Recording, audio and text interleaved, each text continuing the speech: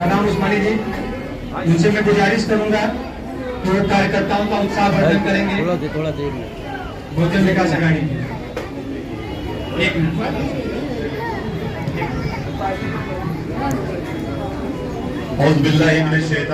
बिस्मिल्लाहिर्रहमानिर्रहीम।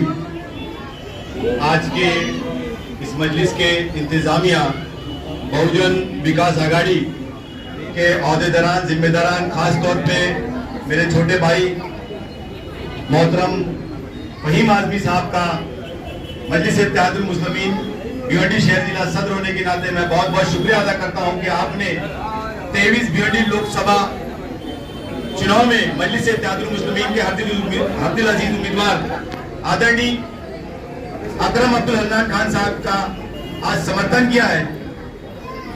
मेरे प्यारे दोस्तों, बुजुर्गों और साथियों, भिवंडी लोकसभा मतदार क्षेत्र में चुनाव 20 तारीख को होने वाले हैं। हम सभी आज आपके बीच में आए हैं, मकसद एक ही है कि जिस तरह सारी पॉलिटिकल पार्टी 20 तारीख से पहले 18 तारीख तक आपके बीच में अपने अपने चुनावी एजेंडे लेकर आते रहेंगे, उसी तरह हम आज आपके बीच में आए हैं। मेरी प्यारी बहनों, मेरे प्यारे दोस्तों, बुजुर्गों और साथियों, हम ये देखते हैं कि मुल्क की आजादी को 75 साल मुकम्मल हो चुके हैं। पिछले 75 साल में हमारा शहर भिवंडी, जो पिछले 10 साल से लोकसभा का अलग से एक दर्जा हासिल किया हुआ है, यहाँ से बड़े बड़े लोग खासदार बने, मंत्री बने, लेकिन बदले में भिवंडी को क्या दिया? आज भी भिवंडी शहर की अक्सरियत आबादी झुग्गी झोपड़ियों में रहती है। डोरन की प्रताड़ना से लेकर सड़क, पानी, रोशनी, सफाई, गंदगी के इंतजाम से हम सभी जूझ रहे हैं। हमारे इलाकों में जुए जुगाड़ के अड्डे खोले जाते हैं, हमारे इलाकों में सफाई के इंतजाम नहीं रखे जाते, हमारे इलाकों में जो आरोग्य केंद्र खोला जाना चाहिए इलाज के लिए, वो वहां दवाइयां मौसर नहीं है। हम ये देखते हैं कि इंदिरा गांधी रुग्णालय, जिसे सब डिविजनल दर्जा मिले हुए लगभग 9 साल हो चुके, कांग्रेस और बीजेपी की सरकार रही, ये राष्ट्रवादी कांग्रेस, शिवसेना, बीजेपी और समाजवादी, ये सभी मिलकर उस आईजीएम हॉस्पिटल में उस तरह का इलाज का दर्जा हासिल नहीं दिला पाए कि आप गरीब जो लोग हैं वो वहां जाकर बड़ी बीमारियों का इलाज कर सके। आज हमारे शहर का कोई गरीब बच्चा आला तालीम हासिल करना चाहता है तो भिवंडी शहर में आला तालीम के लिए कोई कॉलेज नहीं। भिवंडी शहर में प्राइमरी और सेकेंडरी एजुकेशन के लिए, मतलब जूनियर केजी से लेके 5वीं तक और 5वीं से लेके 10वीं तक जो बच्चों को तालीम हासिल करना है, वो जिस स्कूल में जाते हैं वो स्कूल में बच्चों के लिए बैठने के लिए बेंच तक नहीं। आप ये देखिए कि इंडिया गठबंधन के आमदार रईस शेख द्वारा एक स्कूल को गोद दिया गया, आज स्कूल में बच्चों को पेशाब करने के लिए जगह नहीं, बच्चे स्कूल से बाहर जाकर सामूहिक शौचालय में पेशाब करते हैं। बच्चों को स्कूल में पीने के लिए पानी नहीं, बहुत सी ऐसी स्कूल है जहाँ बच्चों को बैठने के लिए बेंच नहीं, और ये हमारे बीच में वोट मांगने आ रहे हैं। ये हमको बीजेपी का दलाल बोलते हैं। मैं ये कहता हूँ कि राष्ट्रवादी कांग्रेस पार्टी का जो उम्मीदवार हमारे बीच में लड़ रहा है, इसने भारतीय जनता पार्टी से भी टिकट मांगा था। सामने जो हमारे सामने चुनाव लड़ रहा है, इसने भी भारतीय जनता पार्टी से टिकट मांगा था। आप ये देखिए कि शरद पवार पिछले 10 साल में 2 बार राष्ट्रवादी कांग्रेस पार्टी को बिना शर्त के समर्थन दे चुके हैं, और आज हमारे बीच में सेकुलरिज्म की बुनियाद पर वोट मांगने आ रहे हैं। क्या गारंटी है कि बाला मामा या सामने चुन कर आने के बाद आपका वोट सेकुलरिज्म की बुनियाद पर बीजेपी का डर दिखाकर हासिल करने के बाद कल भारतीय जनता पार्टी के पास नहीं जाएंगे? अरे मजलिस इत्तेहादुल मुस्लिमीन पर सिर्फ एक इल्जाम है। आप ये देखिए कि कल मेरा मतलब मजलिस इत्तेहादुल मुस्लिमीन का सदर, मैं एक समाज सेवक हूँ और साथ ही मजलिस इत्तेहादुल मुस्लिमीन का सदर हूँ। हमें जो रूलिंग सरकार होती है, चाहे मुख्यमंत्री हो, चाहे उप मुख्यमंत्री हो, चाहे कोई भी मंत्री हो, उनसे मिलने के लिए उनके पास जाना पड़ता है। हम उनकी पॉलिटिकल पार्टी के ऑफिस में तो जा नहीं सकते। मैं मंत्री के बंगले पर गया, मिलकर वहां से निकला, उसकी एक वीडियो 3 महीना पहले की बनाई हुई वायरल की गई और ये बताया गया कि ये बीजेपी की दलाल है, ये मिल्लत के दलाल है। मेरा उनसे एक सवाल है कि राष्ट्रवादी कांग्रेस पार्टी के जो भिवंडी शहर के नेता हैं, क्या वो भारतीय जनता पार्टी के जो आमदार हैं उनके साथ मिलकर महानगर पालिका में कचरे का टेंडर लिए हुए नहीं है? क्या वो बिल निकालने के लिए हाईवे दीवा के बंगले में नहीं जाते हैं?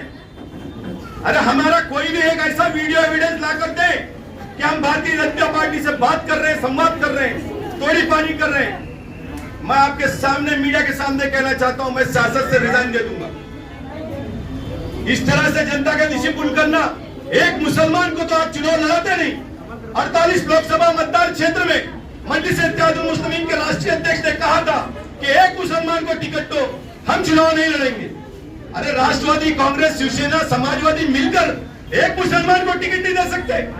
एक उम्मीदवार IPS अब्दुल रहमान टिकट मांग रहा था, उसको टिकट नहीं दिए। एक मुसलमान जो कि आपकी पार्टी का मंत्री रह चुका है, आरिफ नसीम खान, आपने उसको टिकट नहीं दी।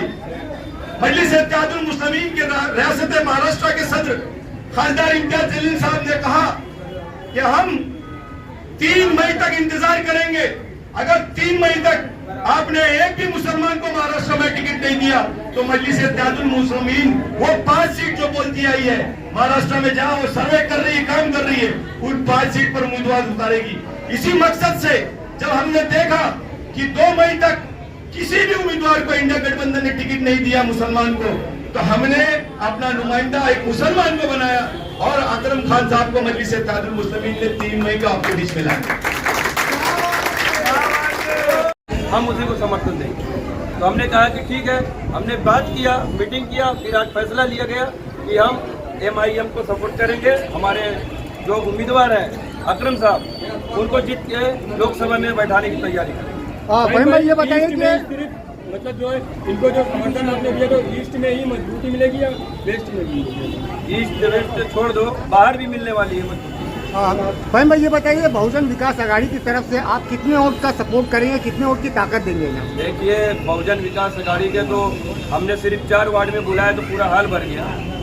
तो जो कि कितने वार्ड हैं शहर में, अगर वो बुला लेंगे तो कमी हो जाएगी। लेकिन अगर वोट ईमानदारी से गिराएंगे तो बहुत ही ज़्यादा गिरेगा। वो परसेंटेज मैं बता नहीं सकता। अगर आप इतने ज़्यादा वोटों की ताकत रखते हैं तो बहुजन आघाड़ी ने अपना खुद का कैंडिडेट क्यों नहीं उतारा? बहुजन विकास आघाड़ी के कैंडिडेट नहीं है, तो नहीं लड़ना चाहे, नहीं लड़े, कुछ वजह है, तो इसके कारण हमने नहीं उतारा। लेकिन हम ये चाहते कि जो हम नहीं करें मगर हमारे जो साथ में खड़े हैं वो मजबूत है ना, हम उनको साथ करेंगे, उनको जिताने की कोशिश करेंगे। समर्थन दिया गया हाथ मैं सबसे पहले बहुजन विकास आघाड़ी के विरोधी शहर के रूरवा आदरणीय माधवी साहब का शुक्रिया अदा करता हूँ, उनके कारकुनान, उनके अहदेदार का शुक्रिया अदा करता हूँ। उम्मीदवार आदरणीय अकरम खान साहब का सपोर्ट का अनाउंसमेंट किया है। इंशाल्लाह ये कारवां बढ़ता जाएगा। हम शहर में अलग अलग तंजीम, अलग अलग संगठन से लगातार संवाद कर रहे हैं। आने वाले 2-4 दिनों में आपको लगातार ये लय दिखते हुए नजर आएगी। आज शुरुआत बिस्मिल्लाह जो बोलते हैं वो फहीम आज़मी साहब की तरफ से हो गई है। मैं बहुत दिन से इनसे हमारी संवाद हो रहा था और इनकी सोच भी वही है जो हमारी सोच है कि बहुत हो गया, शहर को बहुत बेवकूफ़ बनाया गया। बेसिकली जिस जगह से इतनी पॉलिटिकल पार्टी है फहीम आज़मी साहब की, आप देखिए वसई विरार में इनके नेता ने कितना काम किया। हमारे नेता ने जहाँ हमारी सरकार, जहाँ हमारा सरकार नहीं भी है तो भी आप देखिए कि तेलंगाना स्टेट में, हैदराबाद में पिछले आज़ादी के बाद से आज तक लगातार MIM क्यों नहीं हार रही?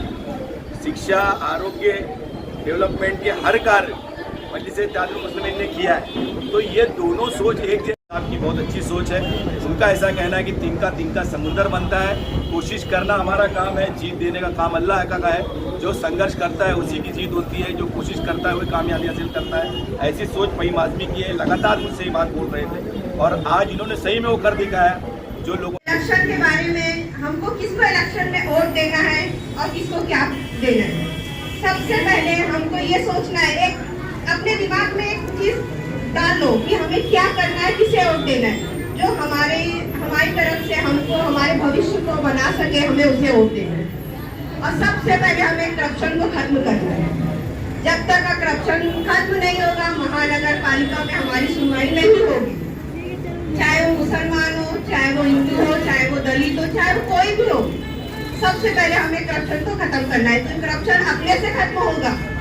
जब हम अपने अंदर से करप्शन को खत्म करेंगे तो हम सामने वाले को भी बोल सकते हैं कि तुमने ये चीज को गलत किया।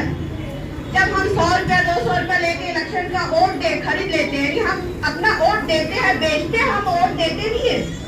200 रुपये में हम अपना वोट बेच रहे हैं। अगर हम 200 रुपया में अपना वोट नहीं बेचेंगे तो हम सामने वाले का कॉलर पकड़ के बोल सकते हैं कि हमने तुमको जो वोट दिया है इलेक्शन में, हमने जो अपना हक तुमको दिया है वो हम अपने हक के लिए लड़ने के लिए दिया है।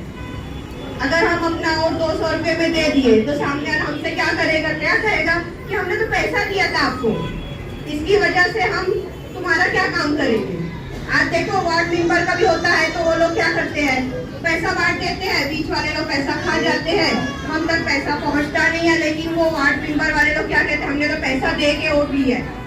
तो इसकी वजह से हमारा नुकसान है, हमारे बच्चों का नुकसान है, हमारे भविष्य का नुकसान है।